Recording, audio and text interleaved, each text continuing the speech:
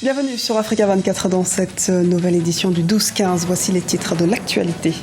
Un mini sommet consacré à l'Afrique en marge de la COP21 ce mardi à Paris en France. Lors de cette rencontre, le président camerounais Paul Biya a tenu un discours pour rappeler les défis majeurs de l'Afrique face au changement climatique. Roch Marc Christian Kaboré a été élu président du Burkina Faso dès le premier tour. Ce lundi, il est devenu le premier chef d'État démocratiquement élu depuis 1978. Décryptage de ces résultats provisoires à suivre dans ce journal.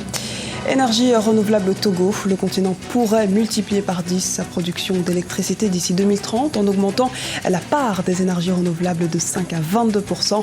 La 12e foire internationale de Lomé se tient actuellement autour de cette question. Une douzaine de chefs d'État et de gouvernements africains ont participé à un mini-sommet organisé par le président français François Hollande ce mardi en France. Au centre des débats, 3 grandes thématiques notamment jugées prioritaires pour l'Afrique. La promotion des énergies vertes, la lutte contre la désertification de la région sahélienne et la question de la restauration du lac Tchad. Les précisions de Gladys Mouamba.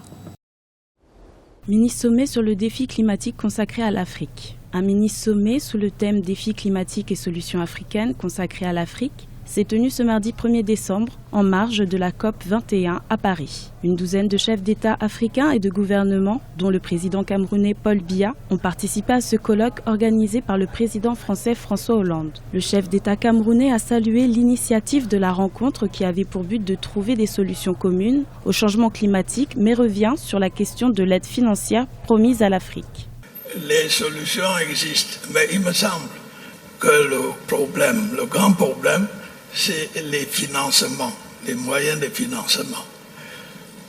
Beaucoup a été fait par la France en particulier, la Banque mondiale, la Banque africaine, mais nous ne sommes pas au bout de nos peines. C'est pour ça que je voudrais vous joindre ma voix à celle des orateurs qui m'ont précédé pour dire qu'il faut encore aller plus loin dans le financement de l'Afrique. Pour aider le continent africain à lutter contre le changement climatique, les partenaires au développement ambitionnent de mobiliser 16 milliards de dollars d'ici 2020. Ce colloque devrait entre autres promouvoir les énergies vertes et revenir sur les grandes problématiques du continent. Le changement climatique a entraîné des conséquences multiples, non seulement sur le plan de l'alimentation, de la vie des gens, mais sur l'émergence de la violence, en particulier autour du lac Tchad. Nous avons à faire face à des mouvements violents, très durs, mais nous ne sommes pas restés les bras croisés. Nous avons créé une force mixte multinationale. Les chefs d'État ont souligné l'importance d'harmoniser et d'unifier toutes les initiatives du genre pour être efficaces à court terme. Un enjeu important pour un continent qui subit les conséquences du réchauffement climatique auquel il ne participe pourtant que très faiblement. Roch Marc Christian Kaboré a été élu à la tête du Burkina Faso avec un score historique de plus de 53% des suffrages dès le premier tour. Son rival, Zéphirin Diabré, a reconnu sa défaite quelques minutes avant l'annonce des résultats provisoires par la commission électorale indépendante ce lundi. On fait le point tout de suite avec Gladys Mouamba.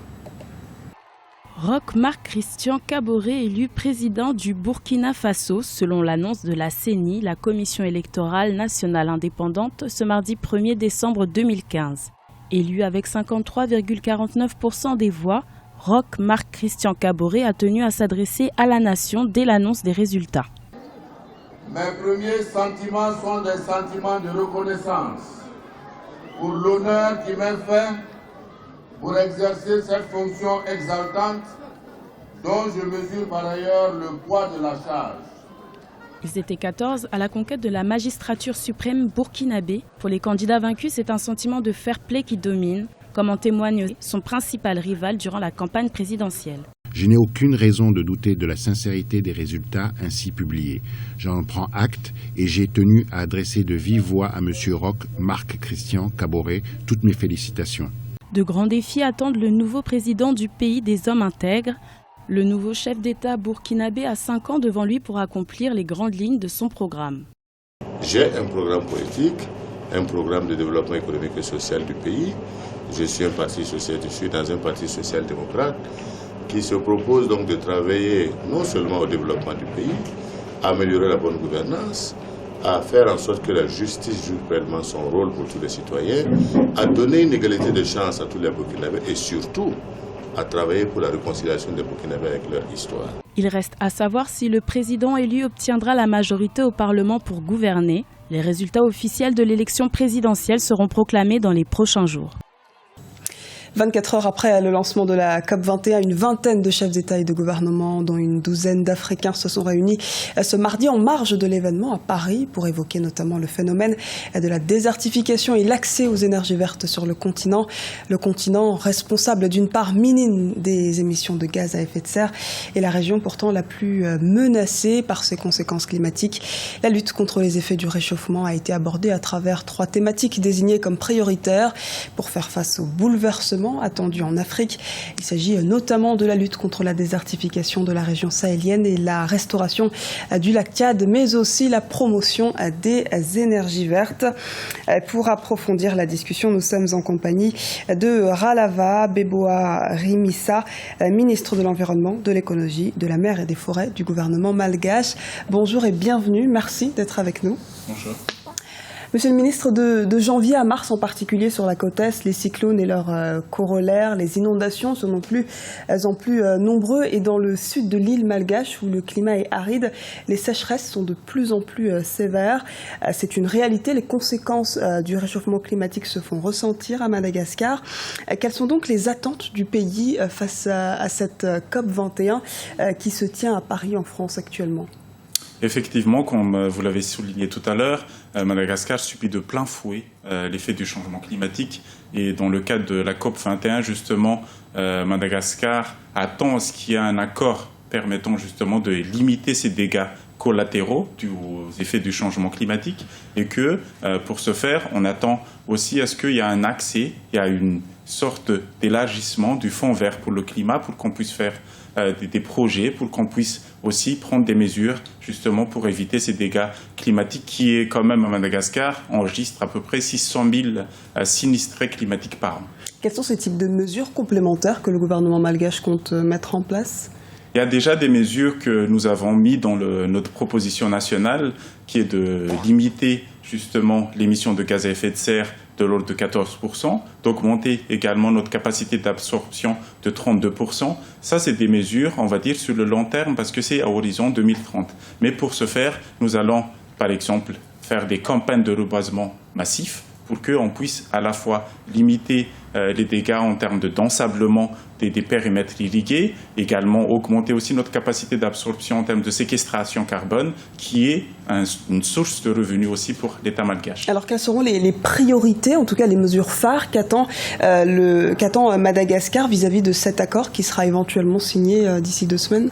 Je pense que les mesures phares pour Madagascar, c'est surtout par rapport à la limitation justement de l'augmentation de température.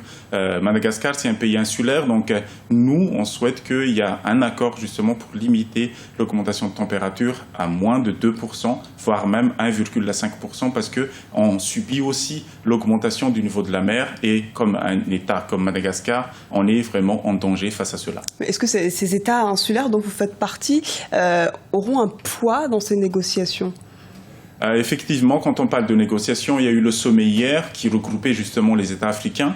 Il y a aussi des groupes qui réunissent les petits États insulaires dont Madagascar fait partie. Et ça, je pense que c'est en termes de groupe, en termes de lobbying, on va dire, c'est là qu'on peut parler d'une seule voix pour essayer de voir les pays comme l'île Samoa, l'île Marshall, pour qu'on puisse au moins alerter les pays développés pour qu'on puisse trouver des solutions, trouver des financements justement pour aller dans ce sens. Et une des mesures, par exemple, qu'on vient de signer hier, c'est la mise en place des systèmes d'alerte précoce multirisques qui était une initiative lancée par le gouvernement français également. Est-ce que vous avez un moyen de pression sur lequel vous allez miser éventuellement ? Je pense qu'il n'y a pas besoin de vraiment de moyens de pression. Il s'agit de l'avenir de l'humanité. Tout le monde en est conscient, tout le monde sait qu'il n'y a qu'une solution, c'est venant de nous tous, de l'humain. Donc je pense que ça, c'est la pression, on va dire, primordiale, c'est de se soucier de l'avenir de l'humanité. Enfin, pour conclure, dites-nous si vous êtes plutôt optimiste par rapport à la signature de cet accord ? Je pense que je suis optimiste dans le sens où, quand on parle de changement climatique, on parle de changement de mentalité, on parle de démarche éco-citoyenne, et je pense que tout le monde a été sensibilisé par rapport à ça. Malgré toutes les divergences d'intérêts, vous êtes plutôt optimiste donc? Je suis plutôt optimiste, oui, tout à fait, malgré les divergences d'opinion, comme vous l'avez souligné tout à l'heure, parce qu'on ne peut pas changer de continent, on ne peut pas changer d'univers. On est sur une seule planète, c'est la Terre, et on n'a pas de planète bis. Merci beaucoup pour toutes ces précisions, Monsieur le ministre Ralava Beboa-Rimissa. Merci d'avoir répondu à nos questions. Je rappelle que vous êtes ministre de l'Environnement, de l'Écologie, de la Mer et des Forêts du gouvernement malgache. Merci beaucoup. L'actualité du réchauffement climatique est également dans les esprits au Togo. C'est autour de cette thématique, notamment des énergies renouvelables, que se tient actuellement la 12e foire internationale de Lomé. Reportage d'Emefa Kofi, notre correspondante au Togo. L'Afrique gagnerait en misant sur les énergies renouvelables. Et pour beaucoup d'économistes, point de doute sur le sujet. Ici, sur le site du Centre togolais des expositions et foires, CETEF, nombreux sont-ils à faire valoir leur ingéniosité en ce sens. La société PES entendait Production Énergie Solaire, une des entreprises pionnières de l'énergie solaire au Togo, n'a pas voulu manquer le rendez-vous de la foire de Lomé. Déjà à 5h ou bien 6h du matin, l'eau commence à sortir. Maintenant, vous remplissez votre polytank et vous commencez à utiliser la pompe. Vers 18h comme ça, s'il n'y a plus le soleil, vous commencez à utiliser l'eau qui se trouve dans votre polytank, ainsi de suite. Pour ça, là, vous ne payez pas la facture du courant. Même en saison pluvieuse aussi, vous pouvez l'utiliser. À compter de cette édition 2015, la foire du CETEF aura une thématique principale. Cette année, elle est placée sous le signe des énergies renouvelables, source de progrès et de développement durable. L'impression qu'on a, c'est qu'au Togo, nous n'avons pas beaucoup d'informations sur ces sources d'énergie. Si vous faites un peu le tour des pays qui nous entourent, si on ne prend que le solaire, et ça se vend comme de petits pains à tout bout de rue, mais au Togo, c'est rare de voir quelques entreprises qui s'y sont mises et qui, ma foi, tirent le diable par la queue. Donc, nous avons fait cela pour permettre quand même aux populations d'avoir de plus en plus d'informations sur ce que c'est que les énergies renouvelables, notamment le solaire, et de permettre alors aux entreprises qui se sont installées et qui voudraient en faire du business et de pouvoir réaliser cela. Ouverte depuis le 20 novembre 2015, la foire internationale de Lomé a déjà enregistré plus de 35 000 visiteurs. Cette foire est couplée à la 4e foire régionale de l'intégration de l'Union économique et monétaire ouest-africaine. Elle fermera ses portes le 7 décembre 2015. C'était le journal de la rédaction. Merci de nous avoir suivis. Retrouvez dans un instant une nouvelle édition de l'actualité sur Africa 24.